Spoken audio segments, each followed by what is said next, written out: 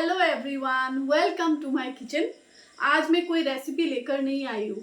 आज मैं आप सभी के क्वेश्चंस के आंसर देने आई हूँ। तो अब आते हैं छठवें क्वेश्चन पे। किसी ने पूछा है कि मैम आपके घर में कौन कौन है, थोड़ा सा अपनी फैमिली के बारे में बताइए। मैं अगर मेरे मायके की फैमिली के बारे में बताऊं तो मेरे पापा हैं, मेरी मम्मी है, मेरी नानी है, मेरे एक बड़े भैया और भाभी हैं जो कि मुंबई में सेटल डाउन है। एक छोटा सा बच्चा है उनका, मेरा भतीजा विहान है उसका नाम। और मेरी बड़ी बहन है, जीजा जी हैं, वो लोग अपने होम टाउन में सेटल हैं। उनका भी एक बेबी है, तनु। और मेरी छोटी बहन है, वो भी मुंबई में अपना अपना मैंने जैसे सपना देखा है, उसने भी सपना देखा है एक्टिंग में अपना करियर बनाने का। तो वो भी वहाँ पर रह के कोर्सेज कर रही है, कोशिश कर रही है कि कहीं पर कुछ उसे मिल जाए। और अपना मेरे हस्बैंड के घर यानी कि मेरे ससुराल में थोड़े दिन पहले आप सभी को शायद पता होगा कि मेरी सासू माँ का डेथ हो गया। जब मैं मास्टर शेफ में थी उस टाइम मेरे सासू माँ आईसीयू में थे और बहुत मुश्किलों से उन्होंने सामना किया और मेरे लिए भी इतना आसान नहीं था। हंस के दिखाती थी लेकिन अंदर से मैं बहुत परेशान थी। फिनाले से कुछ दिन बाद उनका डेथ हो गया जब मैं पहुंची ही नहीं थी आसाम। लेकिन नेक्स्ट डे मैं फिर आ गई थी।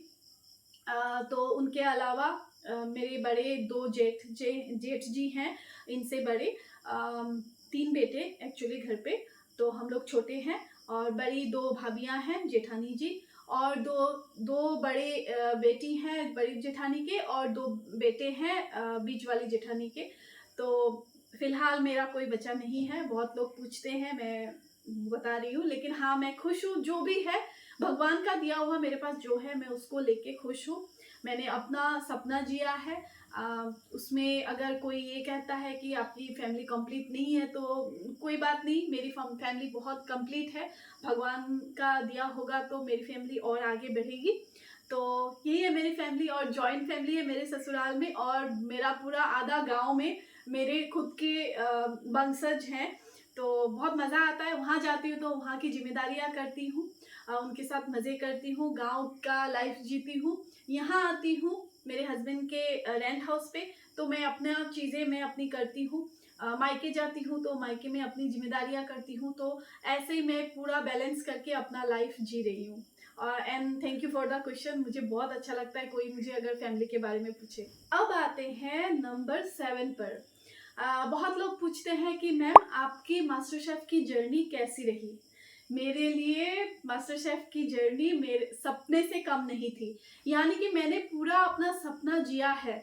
चाहे कहीं पर मैं डरी भी हूँ, कहीं पर परेशान हुई हूँ कि कहीं आउट ना हो जाऊँ, कहीं कुछ ना हो जाए, लेकिन मैंने अपना सपना जिया है। जो चीज़ मैंने टीवी में मैं देखती थी और मैं ये सोचती थी कि एक दिन मैं भी जाऊँगी, क्या मैं कर पाऊँगी, क्या पता नहीं मुझे सिलेक्ट करेंगे कि नहीं, ये सारी चीज़ें मैं सोचती थी। लेकिन हाँ, आज मेरा सपना वो पूरा हो गया है और मैं ये कह सकती हूँ कि सपने देखो और उसे पूरा करने की हिम्मत रखो।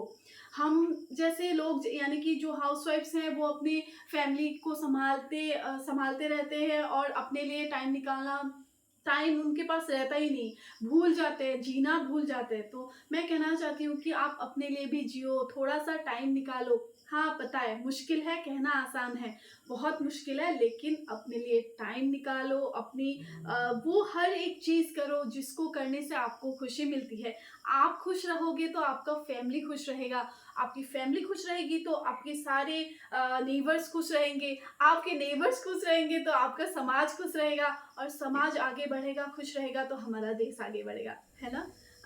अब आते हैं 8वें क्वेश्चन पे। किसी ने पूछा है कि एक शेफ में क्या क्वालिटी होनी चाहिए। देखिए, शेफ वर्ड आजकल हर कोई बहुत आसानी से लगा लेता है, लेकिन इतना आसानी से मिलने वाला ये टाइटल नहीं है, बहुत मेहनतों के बाद मिलती है। ये अलग चीज़ है कि क्योंकि हम लोग मास्टर शेफ्स हैं तो हमारे आगे शेफ टाइटल लग गया है। लेकिन बहुत लोग थोड़ा बहुत कुकिंग करते हैं, एक दो चैनल्स कुकिंग के चलाते हैं तो शेफ लगा लेते हैं, लेकिन बहुत एक जिम्मेदारी रहती है इसके पीछे। तो शेफ में ये क्वालिटी होनी चाहिए कि वो ऐसा ना हो कि सिर्फ एक ही चीज़ को वो कुक करे या एक ही चीज़ को वो डिस्कवर करे। अ, उसमें वो क्वालिटी होनी चाहिए तो वो कि वो कहीं पर भी कोई भी सिचुएशन को फेस करके खाना पका सके। और ऐसा ना हो कि मैं ये नहीं पकाऊँगा, सिर्फ यही पकाऊँगा। मुझे लगता है अगर आप शेफ़ होना चाहते हो तो आपको हर एक चीज़ वो जाननी ज़रूरी है, कुकिंग करना ज़रूरी है। लेकिन सबके अलग व्यूज़ होते हैं। मैं हर एक के पॉइंट ऑफ व्यूज़ नहीं बता सकती हूँ, लेकिन मेरा ये पॉइंट ऑफ व्यू है कि एक अच्छा शेफ़ वही होता है जो अपने आप को समय के अनुसार बदल सके, जगह के अनुसार बदल सके और हर एक चीज़ कुक करने से वो ना डरे, चाहे वो खाए या ना खाए। मैं ऐसा सोचती हूँ। ज़रूरी नहीं है कि आप सभी भी ऐसा सोचो।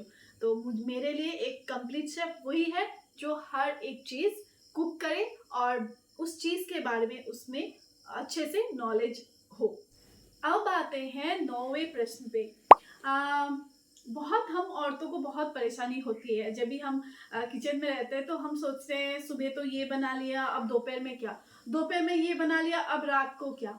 तो आप लोग ऐसा कर सकते हो कि अ, डिसाइड कर लो कि मंडे को क्या पकेगा, संडे को क्या पकेगा, वेडनेसडे को क्या पकेगा, ट्यूसडे को क्या पकेगा।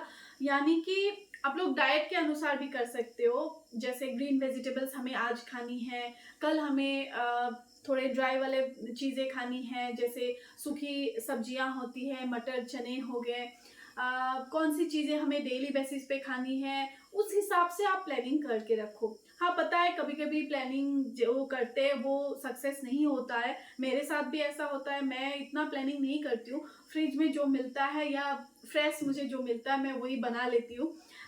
लेकिन हाँ, मुश्किल होता है जभी भी हम बड़ी फैमिली में होते हैं, सबके खाने का ख़्याल रखना पड़ता है, किसको क्या पसंद है, किसको क्या पसंद नहीं है। लेकिन मैं चाहती हूँ कुछ भी कुकिंग करे, गुस्सा और नेगेटिविटी खाने से अलग रखें। कितना भी गुस्सा हो, खाना गुस्से से ना पकाएँ, खाना गुस्से में ना खाएँ और खाने के ऊपर गुस्सा ना निकालें। और एक बहुत इम्पोर्टेंट चीज़, खाना वेस्ट ना करें। अक्सर कभी-कभी हो जाता है, हम इंसान हैं, हमसे गलतियाँ होती हैं, लेकिन कोशिश ये करिए कि खाना वेस्ट ना हो। अब आते हैं आखिरी क्वेश्चन पे, यानी कि नंबर 10 क्वेश्चन। मेरे को जैसे कि बहुत लोग बोलते हैं कि कहते हैं कि मैम आप मास्टर शेफ्स की रेसिपी कब सिखाएंगी, कब क्लासेस लेंगी? मैं ज़रूर लूँगी क्लासेस। ऐसा मैं अभी नहीं कह सकती हूँ कि आज कल लूँगी, परसों लूँगी।